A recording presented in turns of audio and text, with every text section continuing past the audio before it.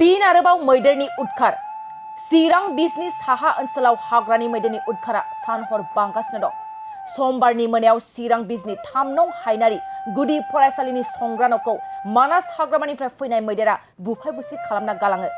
हाग्रानि मैदेरफ्रा फरायसालिनि ओंखाम संग्रा न'खौ बुफायलांदों आरो न' सिङाव बस्थानै माइरं जानानै खहा खालामलांदों।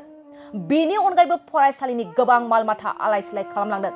ओनसोलनि सुबुंफ्रा फोरमायनाय बादिब्ला बे ओनसोलाव मैदेरा फैनानै गामियाव उदखार खालामफैबाय थायो।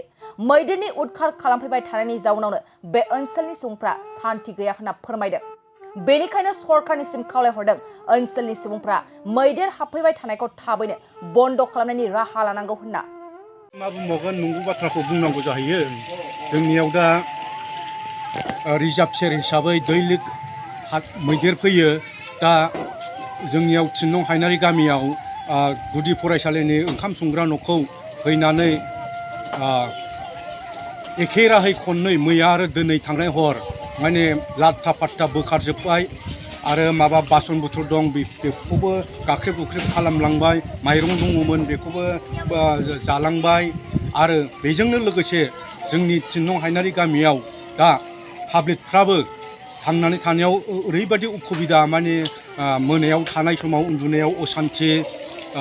बेनिखायनो आं बुंनो लुबैयोदि जोंहा सरकार दं, बिटिआर सरकार, बे जोंहा प्रमद बर' सार बिथाङा जाहाथे गोथौ साननायजों लोगोसे जोंनि बे 3 नं हायनारियाव जेरैबायदि जादों बेफोरनि सोमोन्दै जाहाथे एसे राहा लायो, बेखौनो आं खावलायनानै आरो लोगोसे जाहाथे सर्ट लाइन होदोंब्लाबो जोंनिया सर्ट लाइनआ थिग नङा।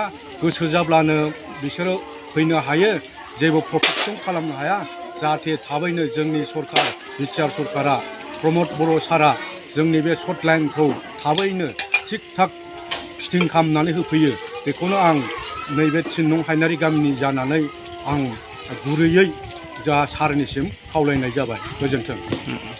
जोंनि 3 नं हायनारि गुदि फरायसालिनि ओंखाम संग्रा न'खौ एखे सिरियालैनो हरनै सिफायलांबाय। दा बे सिफायलांनायाव जोंहा खथि जाबाय माइरं बस्थानै आरो बर्थन, गेस सिलिन्डार बायदिसिना गासिबो सिफायलांजोब्बाय। दा जों सरकारनि फारसे आखाइ खबजोबनानै बुंहरोदि हाग्रा बिफाननि मिनिस्टारा एसे बे मिडियानि थ्रुयै जाहाथे खोनाहैनानै सारा एसे थाबैनो जोंनि सर्ट लाइनखौ बानायनानै होफैयो।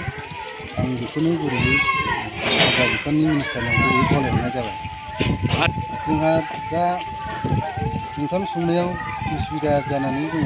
दा बेनि थाखायनो आं बासन बुथुराव गाख्रेब जाजोब्बाय। सोलोंथाइ बिफाननिसिमबो गुरैयै खावलायहरोदि माने एसे रेहाय हरो नामा, आं बेखौ आर'ज गाबनाय थाबाय। लोगोसे 3 नं हायनारि गुदि फरायसालि